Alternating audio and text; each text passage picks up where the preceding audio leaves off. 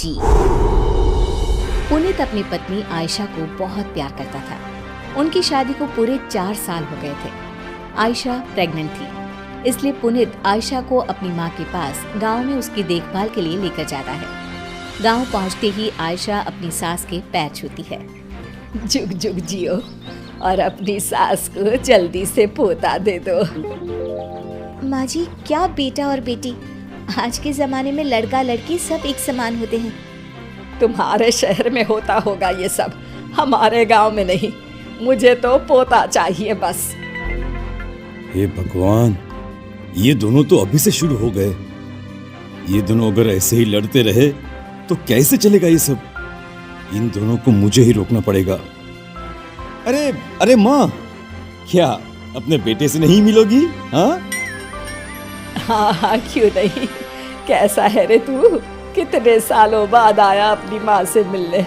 शहर जाकर तो तू अपनी माँ को भूल ही गया था। अरे माँ, अब सारी बातें यहीं खड़े खड़े करोगी क्या? हैं? पता है ना, आयशा पेट से है, वो ज्यादा देर तक खड़ी नहीं रह सकती। कमला दोनों को अंदर ले जाती है। माँ, आपसे एक बात बोलनी थी। हाँ हाँ, बोल बेटा, क्या बात है? माँ, वो खत में मैंने तुम्हें बस अपने आने की खबर दी थी और आयशा के बारे में बताया था। पर माँ, मुझे वापस शहर जाना होगा। मैं सिर्फ आयशा को यहाँ छोड़ने आया था। मुझे आज शाम को ही वापस जाना होगा। ऑफिस में बहुत काम है माँ। ये तू क्या बोल रहा है? मैं कितनी खुश थी कि अब हम सब साथ रहेंगे यहाँ। माँ प्लीज समझा करो, जाना जरूरी है मेरा। और माँ, तुमसे अच्छी सेवा आयशा की कोई और नहीं कर सकता, है ना? शाम होती ही पुनीत वापस शहर चला जाता है। आयशा का पूरा टाइम चल रहा था। उसको कभी भी कुछ भी हो सकता था। कमला अपनी बहू की खूब सेवा करती थी, उसे अच्छा अच्छा खिलाती थी और आखिर वो दिन आ ही गया। आयशा की तबीयत आज कुछ ठीक नहीं थी। मैं अभी दाई को बुला लाती हूँ, तुम अपना ध्यान रखना बहू।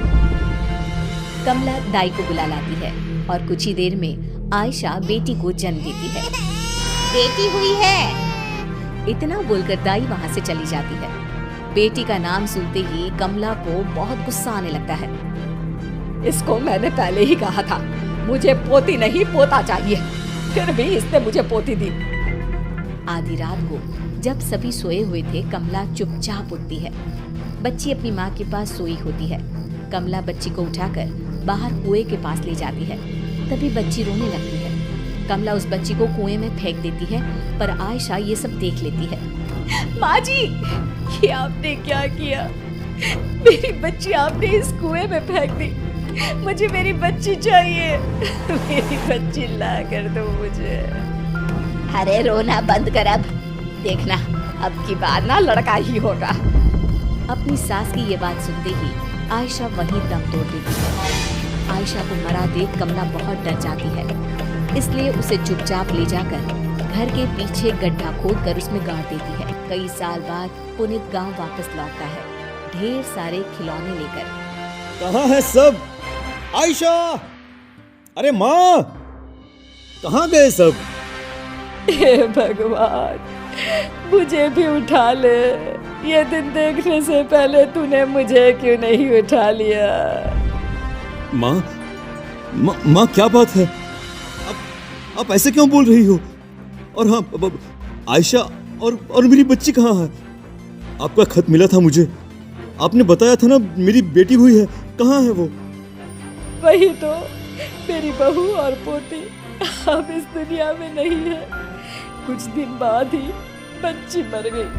बहू ये बर्दाश्त नहीं कर पाई और उसने भी अपना दम तोड़ लिया। और तू अब आया है कितने सालों बाद।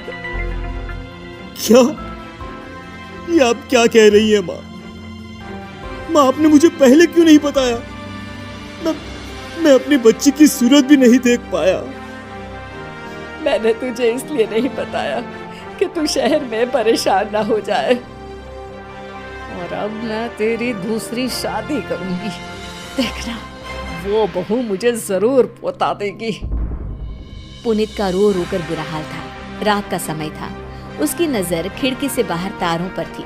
उसे नींद नहीं आ रही थी। तभी खिड़की से एक चुड़ैल बच्ची झांकने लगती है। पापा, पापा मुझे बचा लीजिए। कौन है वहाँ? पुनीत बाहर जाकर देखता है तो वो बच्ची वहाँ से भाग जाती है। अरे क्या हुआ बेटा, इतनी रात गए तू यहाँ क्या कर रहा है? चल अंदर जा, सो जा। माँ अभी खिड़की पर कोई था जिसकी सूरत बहुत डरावनी थी। वो मुझे पापा बोलकर पता नहीं कहाँ गायब हो गई।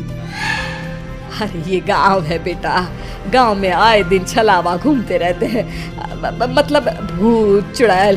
जरा संभल कर रहना। हाँ चला बंदर, रात को ऐसी बातें नहीं करते।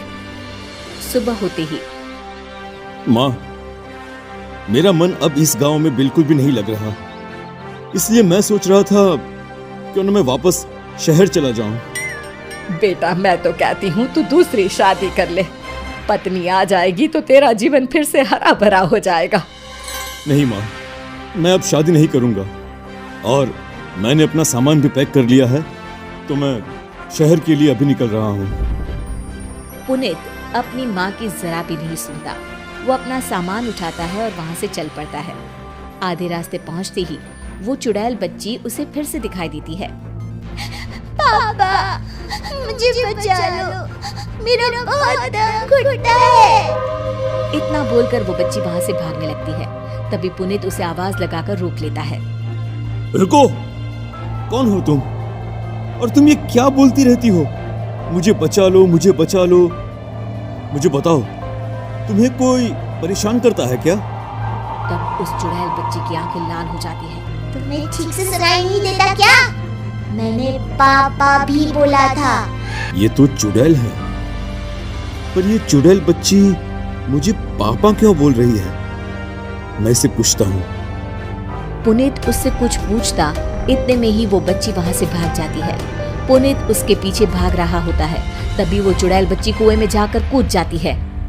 रुको! और तभी पीछे से उसकी माँ आके उसे पकड़ लेती है। बेटा तू गया नहीं, और ये तू क्या करने चला था? मैं तुझे नहीं पकड़ती तो अभी इस कुएं के अंदर होता। पुनीत उस चुड़ैल बच्ची के बारे में अपनी माँ को सब कुछ बता देता है। ये सुनकर कमला बहुत डर जाती है, क्योंकि कुछ साल पहले उसी ने अपनी पोती को कुएं में फेंक कर मार डाला था। कुछ नहीं बेटा, मैंने तुझे बताया था ना, इस गांव में बहुत छलावे घूमते रहते हैं। वो छलावा तुझे मारने आया था और कुछ नहीं। वो छलावा नहीं था, उस बच्ची की आंखों में बहुत दर्द था, जैसे कुछ बताना चाहती हो। मुझे पता करना ही होगा, आखिर वो चुड़ैल बच्ची मुझसे क्या चाहती है, मुझे क्या बताना चाहती है। उस बच्ची से मुझे दोबारा मिलना पड़ेगा। इसके लिए मुझे यहीं रहना होगा, गांव में। अरे इसे ये अचानक से क्या हो गया?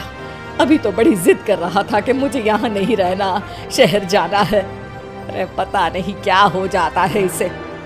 दोनों वहां से घर वापस चले जाते हैं। आधी रात का समय था। पुनीत गहरी नींद में सोया होता है। तभी उसे किसी के रोने की आवाज सुनाई देती है। वो खिड़की से बाहर झांक कर देखता है तो वही चुड़ैल बच्ची बैठकर रो रही होती है। लगता है यही सही मौका है उस बच्ची से बात करने का। पुनीत उस बच्ची के पास जाता है। पापा मुझे बचा लो, मुझे बहुत घुटन होती है। बेटी क्या बात है, मुझे नहीं बताओगी? और तुम मुझे बार बार ये पापा पापा क्यों बोलती रहती हो? क्योंकि आप मेरे पापा हो। ये सुनकर पुनीत चौंक जाता है। क्या? ये तुम क्या बोल रही हो? मेरी तो कोई भी बेटी नहीं थी। पापा शायद आप भूल गए, आपकी एक बेटी थी जिसे पैदा होते ही आपकी माँ यानी मेरी दादी ने मुझे कुएं में जिंदा ही फेंक दिया, क्योंकि उन्हें पोती नहीं चाहिए थी। मुझे कुएं में फेंकते हुए मेरी माँ ने देख लिया और ये देखते ही मेरी माँ ने वही दम तोड़ दिया। किसी को कुछ पता ना चले इसलिए दादी ने चुपचाप घर के पीछे मेरी माँ को गाड़ दिया। बेटी, मेरी बच्ची, मेरी बेटी, आजा मेरे पास, अपने पापा के गले नहीं लगेगी क्या? आ बेटा।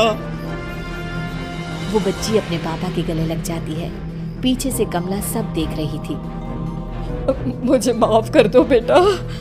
नहीं माँ, मैं तुम्हें कभी भी माफ नहीं कर सकता। आज से तुम मेरी माँ नहीं और मैं तुम्हारा बेटा नहीं। तुमने खून किया है माँ, खून, मेरी पत्नी का और मेरी बच्ची का। मैं तुम्हें कभी माफ नहीं करूंगा। पुनीत पुलिस को बुलाकर अपनी मां को पुलिस के हवाले कर देता है और गांव के कुछ लोगों की मदद से कुएं से बच्ची का कंकाल निकलवाकर उसका अंतिम संस्कार कर देता है। अंतिम संस्कार होते ही चुड़ैल बच्ची अपने पापा को हाथ हिलाते हुए वहां से गायब हो जाती है।